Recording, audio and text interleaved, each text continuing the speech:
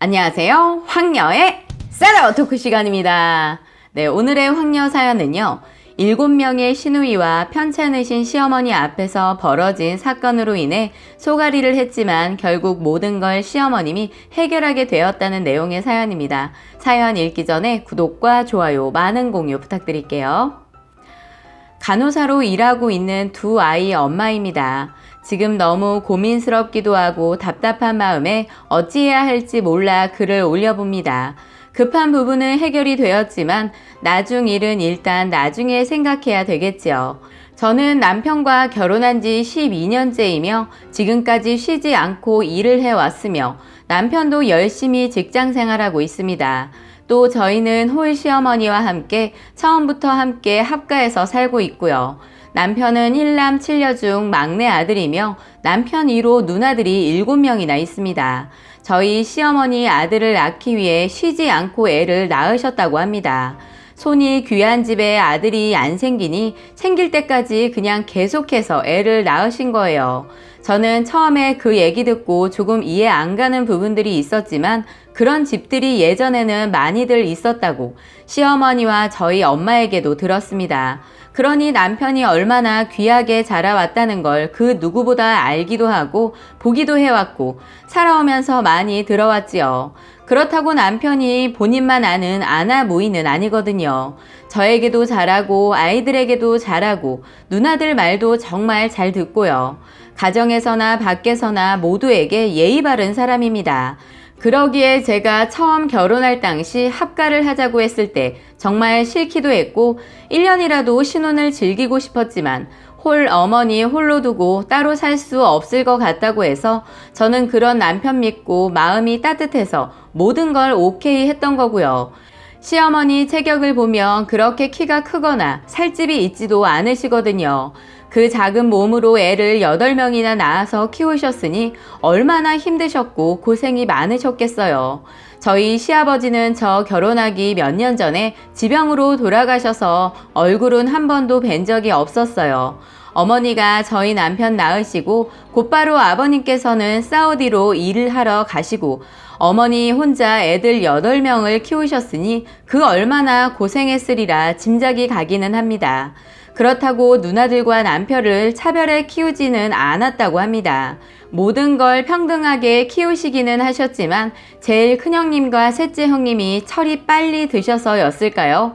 어머니 혼자 힘들어 하시는 거 보니 본인들이 먼저 나서서 희생을 해가며 학교도 나오지 않고 공장으로 일을 일찍이 나가 동생들 케어하는 거 많이 도우셨다고 들었습니다. 어머니 말 들어보니 처음에는 많이 반대하시고 그렇게까지 안 해도 된다고 여자라고 공부 포기하지 말라고 했지만 공부에 관심도 없으시고 일찍 일하면서 돈 벌고 싶다며 큰형님과 셋째 형님은 공장 일을 시작하셨다고 하네요. 지금 다들 잘 살고 계시고 누구 집 하나 기울거나 하지 않고 다들 안정적으로 잘 살고 계십니다. 저희도 시어머니 모시고 잘 살고 있었고요. 처음에 합가할 때 제가 부담스럽고 싫었지만 어머니랑 지내다 보니 나쁘지 않았어요. 그러다 제가 임신이 되었고 저도 직장 생활하고 있고 어머님이랑 그렇게 지내다 출산 때가 다가오자 직장 때문에 고민이 많이 되었습니다. 그렇지만 그때 당시 그냥 접고 애를 키우게 된다면 지금까지 일해온 것들이 너무 아깝기도 했고 이대로 접기에는 너무 많은 걸 잃어버리게 되는 것 같아 고민이었습니다. 그런데 때마침 어머니께서 먼저 아이를 본인이 키우겠다고 하시며 저는 열심히 하던 일 하라고 하셨습니다. 어머님 말씀에 너무 감사했고 처음에 합가해서 살자고 했을 때 싫었던 제 자신이 너무 한심하고 창피하게 느껴졌습니다.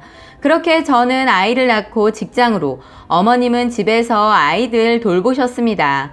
그러다 제가 2년 뒤에 또 임신이 되었고 이번에도 역시 아들이 태어나 극성맞은 두 아이가 생기게 되었습니다. 시어머니는 저에게 아무런 걱정 말라며 둘째 역시 어머님이 모든 걸 돌봐주시고 도맡아 키우셨습니다. 처음에는 걱정이 많이 되었습니다. 큰애 때도 그랬지만 둘째까지 아들이다 보니 어머님이 너무 벅차고 힘드시진 않을까 해서요. 하지만 어머님은 본인이 애를 8이나 낳아 키웠는데 사내 아이 둘을 혼자 못 보겠냐며 걱정하지 말라고 신경 쓰지 않게 본인이 알아서 다 하신다고 했습니다. 저는 너무 죄송하고 또 감사했습니다. 그래서 저는 시어머니지만 진짜 친정 엄마만큼 잘 해드리려고 노력했고 그래왔습니다. 그렇게 어머님은 애들 초등학교 들어서까지 잘 케어해 주셨습니다. 그렇게 시간이 흘러 지금까지 저희 가족 아무 문제 없이 잘 살아왔습니다. 그런데 어머님이 몸이 조금씩 안 좋아지셨고 무릎 관절 수술도 한번 받으셨는데 점점 더 안 좋아지셨어요. 그래서 이것저것 검사를 받기 시작했고 몇 개월 동안 이곳저곳 여러 병원을 다니게 되었습니다. 원래 당뇨는 없으셨는데 몇 년 전부터 당뇨도 오시고 혈압약은 꾸준히 드셨다고 들었습니다. 그런데 결국 알게 된 어머니의 병명은 파킨슨 병이었습니다.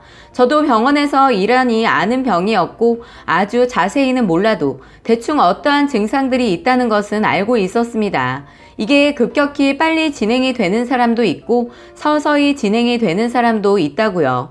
그런데 저희 시어머니는 서서히 온 것이 아니라 진행이 급격히 빨리 오는 경우였습니다. 몸도 점점 마음대로 움직여지지 않고 넘어지는 일도 많이 생기게 되고요. 활발하신 성격이셨는데 본인 마음대로 몸이 안 움직여지니 답답하시기도 하고 마음의 병이 점점 생기는 것 같았습니다. 다행히 저희 아이들이 초등학생이라 이제 할머니 손이 많이 안 가도 될 정도가 되었으며 어머님이랑 함께 한 시간이 많아서 그런지 애들이 척척 알아서 잘 하기도 했고요. 그런데 문제는 저도 일을 나가고 있는 상황이고 남편도 일을 나가니 어머니 혼자 점점 거동이 불편하고 힘드시니 자꾸만 넘어지고 멍드는 곳이 점점 늘어나기 시작했습니다. 원래는 어머니가 반찬도 만드시고 집안 살림도 거의 대부분 하시긴 했습니다. 그렇다고 제가 일 나갔다가 집에 오면 아무것도 안 하는 것은 아니었습니다.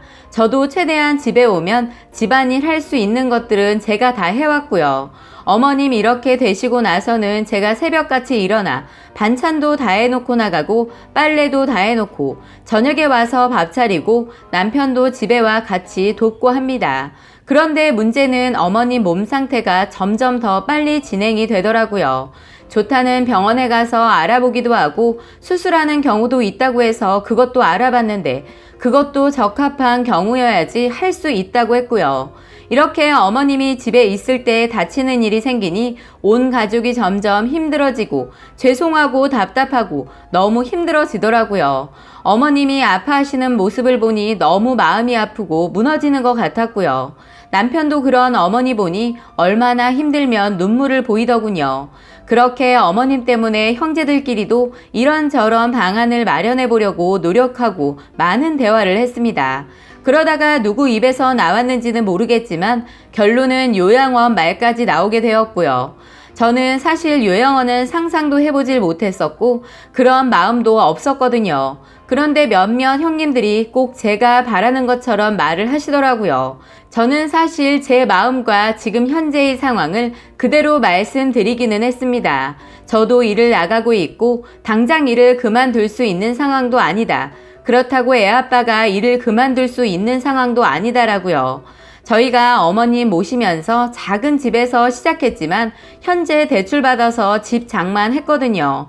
그래서 당장은 대출금 내려면 제가 일을 그만둘 수 있는 상황이 아닙니다.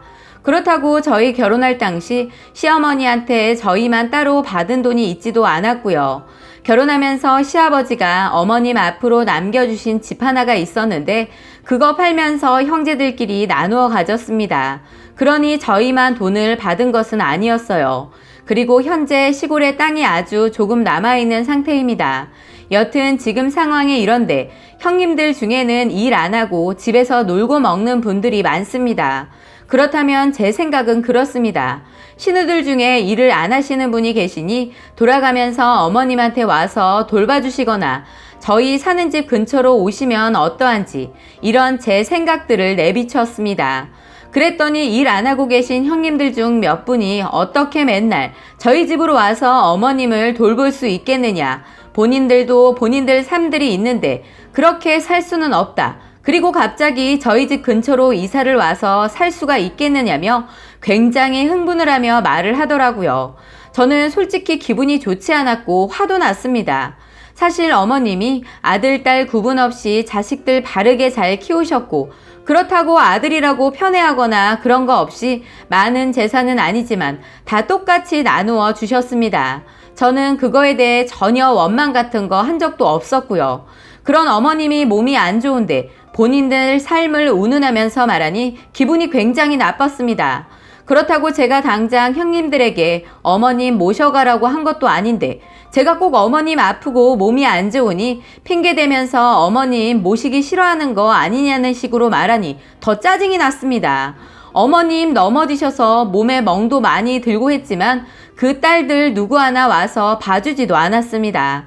저는 그저 제가 일 나가 있을 때 잠깐씩 돌아가면서 와줬으면 하는 바람이었는데 그것마저 서로에게 미루면서 요양원 말까지 나오고요. 그것도 꼭 제가 못 견뎌서 어쩔 수 없이 요양원 말이 나왔다는 식으로 말하니 어머님이 더욱 불쌍하고 안타깝게 느껴졌습니다.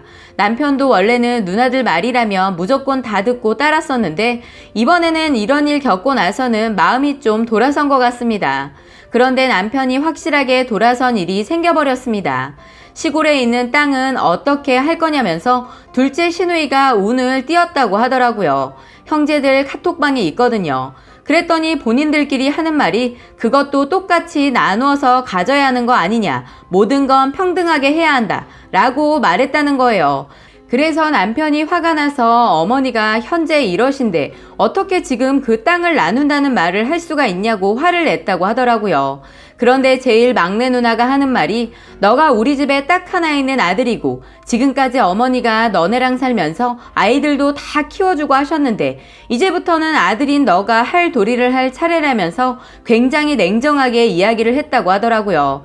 남편이 집에 와 저와 이런 대화를 방에서 하고 있었는데 어머님이 저희 하는 소리를 들으셨던 모양이에요. 그리고 난 후에 어머님이 하시는 말씀이 땅은 절대 딸들한테 줄 생각이 없다면서 딸들한테 이제 바라지 않는다고 집에 요양보호사 불러주면 본인도 괜찮을 것 같으니 그렇게 하자고 하시더라고요.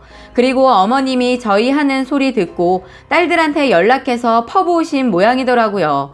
넷째 누나한테 연락이 왔는데 이제부터 딸들이 각자 돈 모아서 어머님에게 들어가는 돈 내기로 했다고요. 어머님이 지금은 그렇게 아프시기는 하지만 홀몸으로 자식 8명을 키우신 강인한 분이시거든요. 활발하기도 하고 한성격 하시는 어머니가 아마도 딸들에게 강하게 나가셨던 모양입니다.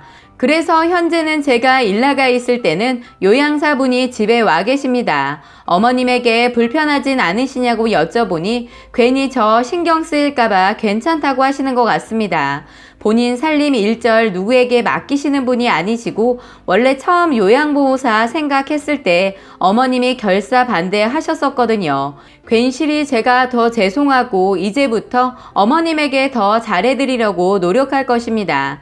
그리고 아침이란 저녁에는 제가 다 씻겨드리고 있었는데 그건 끝까지 제가 다 해드릴 생각입니다.